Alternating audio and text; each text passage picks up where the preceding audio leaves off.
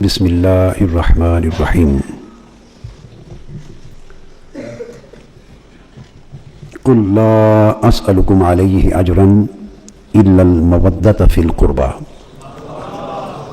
صدق اللہ مولانا العظیم۔ امام طبرانی نے معجم کبیر میں روایت کیا اس آیت کریمہ کی تفسیر میں، اور امام ابن ابی حاتم نے اپنی تفسیر میں روایت کیا، اور امام حاکم صاحب المستدرک نے مناقب الشافعی میں روایت کیا عبداللہ ابن عباس رضی اللہ تعالی عنہ سے کہ جب یہ آیت کریمہ نازل ہوئی تو صحابہ کرام نے پوچھا، بات سمجھ گئے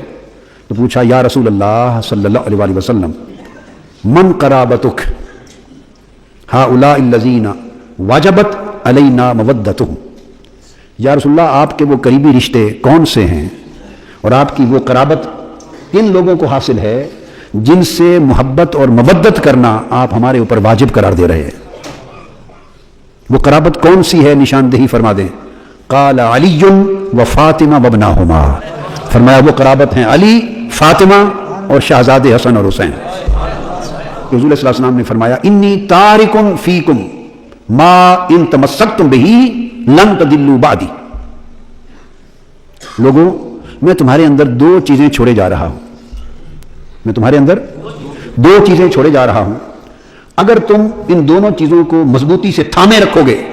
تو میرے بعد کبھی گمراہ نہیں ہوگے، یعنی تمہارا ایمان زائل نہیں ہوگا، ضائع نہیں ہوگا، ایمان سے محروم نہیں ہوگے، ایمان کی سلامتی ہوگی، کبھی گمراہ نہیں ہوگے۔ اور پھر فرمایا احدہما اعظم من الآخر، اور وہ دونوں چیزیں ایسی ہیں کہ ان میں سے ہر ایک دوسری سے اعلیٰ ہے، دونوں ایسی ہیں کہ ایک اس سے اعظم عظیم ہے اور وہ اس سے عظیم ہے، دونوں ایک دوسرے سے عظیم ہیں، عام ہیں، کوئی ایک چھوڑے جانے کے لائق نہیں۔ فرمایا کتاب اللہ حبل ممدود من السماء الى الارض، فرمایا واعتصموا بحبل اللہ جميعا، فرمایا پہلی چیز جو عظیم تر ہے وہ اللہ کی کتاب قرآن مجید ہے، اس رسی کو مضبوطی سے تھامے رکھنا، اللہ کی ہدایت کی رسی قرآن۔ اور فرمایا دوسری چیز اطرتی اہل بیتی، دوسری میری آل اور میری اطرت و اہل بیت، فرمایا یہ دو چیزیں چھوڑے جا رہا۔ وَلَن يَفْتَرِقَا حَتَّى يَرِدَ عَلَيَّ الْحَوْض، قرآن اور میری اہل بیت یہ دونوں اس طرح ہمیشہ جڑے رہیں گے، اس طرح جڑے رہیں گے اور کبھی جدا نہ ہوں گے، قرآن میری اہل بیت سے جدا نہ ہوگا، اہل بیت قرآن سے جدا نہ ہوگی، اور یہ دونوں اس طرح جڑے ہوئے قیامت کے دن حوض کوثر پہ میرے پاس آئیں گے۔ حضور علیہ السلام نے اس کو اس طرح بھی بیان کیا، فرمایا انظروا کیف تخلفونی فیہما، اور پھر آگے فرمایا تو یہ کلمات بار بار آئے، اور پھر فرمایا اوصیکم بعطرتی خیرا واذکرکم اللہ فی اہل بیتی، فرمایا میں اپنی اہل بیت کے معاملے میں تمہیں نصیحت کرتا ہوں کہ خدا کا خیال رکھنا، اور اپنی اطرت اور اہل بیت کے لیے تمہیں وصیت کرتا ہوں کہ ان کے ساتھ ہمیشہ خیر کا معاملہ کرنا۔ ام المومنین عائشہ صدیقہ رضی اللہ تعالیٰ عنہ، اور یہ حدیث بھی صحیح مسلم میں ہے، آپ روایت کرتی ہیں باب فضائل اہل بیت میں کہ آقا علیہ الصلوۃ والسلام ایک سرخ رنگ کی اونی چادر، بالوں کی جیسے اون کی، سرخ اون کی، سرخ نہیں سیاہ اون کی چادر جس کے اندر نقش اور نگار تھے، وہ پہنے ہوئے اوڑھے ہوئے باہر تشریف لائے، اور نقش و نگار بھی اس طرح کے تھے جیسے کجاوے ہوتے ہیں اونٹنیوں کے، مرت مرحل من شعر اسود، اس طرح کے نقش نگار تھے، اوڑھے ہوئے باہر تشریف لائے، اور اتنے میں آقا علیہ السلام تشریف فرماتے صحن میں کہ سیدنا حسن ابن علی امام حسن مجتبیٰ تشریف لے آئے، آپ نے اس چادر میں حضرت حسن مجتبیٰ کو داخل کر لیا، فرمایا بیٹے اس کے اندر آ جا، اندر چھپا لیے۔ ثم جاء الحسین، پھر سیدنا امام حسین شہزادے تشریف لائے، چادر اٹھائی تو اندر داخل کر لیا۔ اس واقعے کو بیان کون کر رہا ہے؟ ام المومنین حضرت عائشہ صدیقہ رضی اللہ تعالی عنہا، انہی کے گھر کی بات ہے اور گھر والی آقا کی بیت کی بات ہے، اہل بیت بیان کر رہی، ان کو بھی داخل کر لیا۔ اس کے بعد ثم جاءت فاطمہ، پھر سیدہ کائنات فاطمہ الزہرا رضی اللہ تعالیٰ عنہ تشریف لائیں، فادخلہا، ان کو بھی چادر اٹھا کے اندر داخل کر لیا۔ ثم جاء علی، پھر سیدنا علی المرتضیٰ آئے، چادر اٹھا کے ان کو بھی ساتھ داخل کر لیا، فادخلہ، جب ان چاروں کو اپنے ساتھ داخل کر چکے تو خود تو بیٹھے ہی تھے، کملی اوڑھے ہوئے، سیاہ رنگ کی کملی، نقش والی کملی اوڑھے خود تو بیٹھے ہی تھے، اپنے ساتھ ان چاروں کو داخل کر کے جب چاروں داخل ہو گئے تو آقا علیہ السلام نے قرآن مجید کی آیت پڑھی، فرمایا انما یرید اللہ لیذھب عنکم الرجس اہل البیت ویطہرکم تطہیرا، اور دوسری حدیث میں ان ساروں کو داخل کر کے فرمایا اللہم ہؤلاء اہل البیت، میری یہ اہل بیت ہے، اور فرمایا کہ اللہ کا ارادہ اے میری اہل بیت یہ ہے کہ ہر قسم کا رجس ناپاکی اس سے تمہیں کلیتاً پاک کر دیا جائے، طاہر و مطہر یطہرکم تطہیرا، اور تمہیں وہ طہارت عطا کر دی جائے کہ طہارت بھی تمہارے پاک ہونے پہ فخر کرے۔ اس حدیث سے نفس سے 5 تن ثابت ہو گئے۔ بعض لوگوں کو اشتباہ ہوتا ہے، مغالطہ ہوتا ہے، وہ کہتے ہیں یہ جو 5 تن پاک کہتے ہیں، آپ کیا کہتے ہیں بھئی یہ معاذ اللہ ناجائز لفظ ہے اور کوئی ثبوت نہیں ہے، یہ ایسے ہی شیعہ حضرات کا گھڑا ہوا لفظ ہے اور سنی لوگوں نے اس کو ایسے ہی اپنا لیا ہے، یہ کوئی ثبوت نہیں کہتے ہیں کہ کئی لوگ، یہ کہنا جہالت ہے، یہ کہنا جہالت ہے، اس لیے کہ حضرت عائشہ صدیقہ رضی اللہ تعالیٰ عنہا نے ہمیں بتایا یہ 5 تن پاک۔ حضور علیہ السلام نے فرمایا احبونی، لوگوں سنو، احبونی لحب اللہ واحبوا اہل بیتی لحبی۔ امام ترمذی نے جامع ترمذی میں اس کو روایت کیا، اور اس کو امام بہقی نے شعب الایمان میں بھی روایت کیا، اور اس کو امام حاکم نے مستدرک میں بھی روایت کیا۔ حضور علیہ السلام نے فرمایا لوگوں مجھ سے محبت کیا کرو اللہ کی محبت کی خاطر، مطلب اگر اللہ سے محبت چاہتے ہو تو مجھ سے محبت کرو، اللہ کی محبت میری محبت کے سوا نہیں ہے، اللہ کی محبت میری محبت کا غیر نہیں ہے، اور اللہ کی محبت میری محبت کے سوا نہیں ہے۔ احبونی لحب اللہ، اللہ کی محبت چاہتے ہو تو مجھ سے محبت کیا کرو۔ اب اسی قاعدہ کو مقرر کر کے آگے فرمایا وَحِبُّوا أَهْلَ بَيْتِي لِحُبِّي، اور اگر میری محبت چاہتے ہو تو میری اہل بیت سے محبت کیا کرو، کہ میری محبت اہل بیت کی محبت کے سوا نہیں ہے۔ تو آقا نے راستہ بتا دیا کہ میری محبت چاہتے ہو تو میرے حسن حسین سے محبت کرو، کیونکہ میری محبت ان کی محبت میں ہے، اللہ کی محبت میری محبت میں ہے، میری محبت ان کی محبت میں ہے۔ کیوں؟ میں اللہ کا جھول ہوں، یہ میرا جھول ہے، میں اللہ کا جھولن ہوں، حسن حسین میرا جھولن ہے، میں اللہ کا یار ہوں، یہ میرے یار ہیں، میں اللہ کا حبیب ہوں، یہ میرے حبیب ہیں، میں اللہ کا محبوب ہوں، یہ میرے حبیب ہیں، وہ مجھے تکتا ہے میں ان کو تکتا ہوں۔ آقا علیہ السلام نے فرمایا قال رسول اللہ صلی اللہ علیہ وسلم ان اہل بیتی سیلقون بعدی من امتی قتلا و تشریدا۔ آقا علیہ السلام نے فرمایا میری اہل بیت کا میرے بعد مقاتلہ ہو، ان کا قتل ہوگا، میرے بعد میری اہل بیت کو پر بڑے مصائب ہوں گے، میری اہل بیت پر میرے بعد بڑے ظلم ڈھائے جائیں گے، قتلا و تشریدا۔ اور دوسری حدیث میں الفاظ ہیں، آقا علیہ السلام نے فرمایا ان اہل بیتی سیلقون بعدی بلاء و تشریدا او تطریدا، ان پر بڑی بلائیں آئیں گی، بلا لفظ بلا ہے، ان پر بڑی آزمائشیں، بڑی تکلیفیں، بڑی اذیتیں آئیں گی، اور ان کا خون بہایا جائے گا۔ اور آقا علیہ السلام نے فرمایا کہ سن لو بہائے گا کون؟ ان کا خون بہائے گا کون؟ ان پر ظلم اور مصائب و آلام کے پہاڑ گرائے گا کون؟ فرمایا اسی حدیث میں وَإِنَّ أَشَدَّ قَوْمِنَا لَنَا بُغْضًا بنو امیہ، فرمایا وہ بنو امیہ میں سے لوگ ہوں گے، فرمایا وَإِنَّ أَشَدَّ قَوْمِنَا لَنَا بُغْضًا بنو امیہ، وہ بنو امیہ میں سے ہوں گے لوگ جو میری قوم یعنی میری قرابت اور اہل بیت کے ساتھ بغض میں بڑے شدید ہوں گے۔ ان کی طرف اشارہ کیا کہ میری اہل بیت پر، میری آل پر، میری اولاد پر، میری قرابت کے ٹکڑے کریں گے،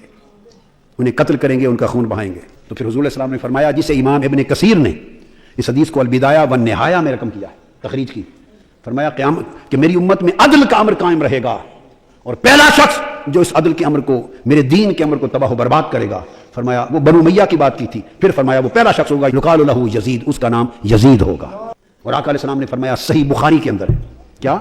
صحیح بخاری شریف میں آقا علیہ السلام نے باب قائم کیا امام بخاری نے، فرمایا کہ قریش میں سے ہلاک امتی، میری امت کو ہلاک کر دیں گے قریش کے کچھ جوان لونڈے، یزید کا اشارہ۔ اور پھر آقا علیہ السلام کا یہ فرمان جو سیدنا امام عالی مقام کو چھوٹی عمر میں گود میں لے کے چشمان مقدس سے آنسوؤں کا بہنا، اور پھر آقا کا فرمانا ان ابنی الحسین سیقتل بعدی بارض یقال لہا کربلا، میرا یہ بیٹا حسین میرے بعد سرزمین کربلا میں شہید کر دیا جائے گا۔ امام ابن حجر مکی نے الصواعق المورقہ میں اپنی سند کے ساتھ روایت کیا کہ حضرت منہال بن عمرو روایت کرتے ہیں، وہ کہتے ہیں کہ ہم سیدنا مولا علی شیر خدا کے ساتھ سفر پہ جا رہے تھے، اور ایک میدان آیا دریائے فرات کے کنارے، یہ میدان کربلا تھا، ایک ریگزار آیا دریائے فرات کے کنارے، تو وہاں سیدنا مولا علی شیر خدا رک گئے، اور رک کر پورے لشکر والوں کو خطاب کر کے فرمایا لوگوں اس جگہ میری اہل بیت کے کجاوے اتریں گے، اس جگہ میری اہل بیت کے کجاوے اتریں گے، موضع رحال ہے، اس جگہ میری اہل بیت کے خیمے جلائے جائیں گے، اس جگہ میری اہل بیت کا خون بہایا جائے گا، میرے حسین کا اور ان کے اصحاب کا اور آل محمد کی پوری جماعت، پورا خانوادہ، پورا گلشن اہل بیت رسول اس جگہ یقتلون بہذا العرصہ، اس جگہ قتل کر دیا جائے گا، اور جب ان کا قتل ہوگا تب کی علیہم السماء والارض، وہ تو آنسو بہانے والے تو شہید کر دیے جائیں گے، قیدی بنا لیے جائیں گے، ان پر آسمان اور زمین آنسو بہائیں گے۔ اور پھر کہ جب آقا علیہ السلام نے ساری نشاندہی کر لی، اور ایک روایت میں فرمایا کہ جس سرزمین پہ میرا حسین شہید ہوگا بِأَرْضِ طُفٍ وَكَرْبٍ وَبَلَا، وہ کرب اور بلا کی سرزمین ہوگی۔ ایک جگہ فرمایا فرات کے کنارے پر میرا حسین شہید کر دیا جائے، کہ جب آقا علیہ السلام نے فرمایا ام سلمہ سے، حضرت ام فضل سے مر رہی تھی، کہ جب مٹی عطا کی تو فرمایا اس کو سنبھال کے رکھ لے ام سلمہ، فَعْلَمِي إِذَا تَحَوَّلَتْ هَٰذِهِ التُّرْبَةُ دَمًا فَعْلَمِي أَنَّ ابْنِي قَدْ قُتِلَ، ام سلمہ اس مٹی کو سنبھال کے رکھ لے، جب یہ مٹی خون میں بدل جائے تو سمجھنا میرا حسین شہید ہو گیا ہے۔ حضرت ام سلمہ کہتی ہیں کہ 10 محرم کا دن تھا، جب فرماتی ہیں ایک دن تھا دوپہر کو کیلولا کے لیے مدینہ میں لیٹی ہوں، اچانک میں نے دیکھا آقا علیہ السلام تشریف لائے، وعلى رأسه ولحيته التراب فقلت ما لك يا رسول اللہ صلی اللہ علیہ وسلم، قال شہدت قتل الحسین آنفا، میں لیٹی ہوں اچانک آقا علیہ السلام تشریف لے آئے، خواب میں نے دیکھا کہ آپ کے سر انور پر اور آپ کی ریش مبارک پر گرد ہے، گرد آلودہ ہے سر انور، ریش مبارک۔ میں نے پوچھا یا رسول اللہ یہ کیا ماجرا ہے؟ فرمایا ام سلمہ میں ابھی مقتل حسین سے آ رہا ہوں۔ ادھر عبداللہ ابن عباس رضی اللہ تعالیٰ عنہ وہ روایت کرتے ہیں مکہ معظمہ میں، فرماتے ہیں رأیت رسول اللہ صلی اللہ علیہ وسلم فی المنام اشعث اغبر وبیدہ قارورۃ فیہا دم، قلت ما ھذا الدم یا رسول اللہ؟ قال دم الحسین واصحابہ۔ میں نے خواب میں دیکھا آقا علیہ السلام تشریف لائے، سر انور چہرہ مبارک گرد آلود ہے، آپ کے ہاتھ میں ایک شیشی ہے، اس شیشی میں خون ہے۔ میں نے پوچھا یا رسول اللہ یہ خون کیسا ہے؟ فرمایا عبداللہ ابن عباس یہ حسین اور اس کے اصحاب کا خون ہے، ابھی کربلا سے آ رہا ہوں، سارا دن کھڑا کربلا کے شہیدوں کا خون جمع کرتا رہا ہوں۔ قافلہ روانہ ہوا، ابن زیاد نے کئی دن اسیران کربلا آقا علیہ السلام کے گلشن رسالت کے ان پھولوں کو قیدی رکھا، اور پھر سوئے دمشق اس قافلے کو روانہ کیا۔ قافلہ تھوڑی دیر آگے گیا تو آگے جس شخص کے ہاتھ میں نیزہ تھا، امام علی مقام کا سر انور جس پر تھا، وہ اس کے ہاتھ سے چھوٹ کر زمین میں گڑ گیا۔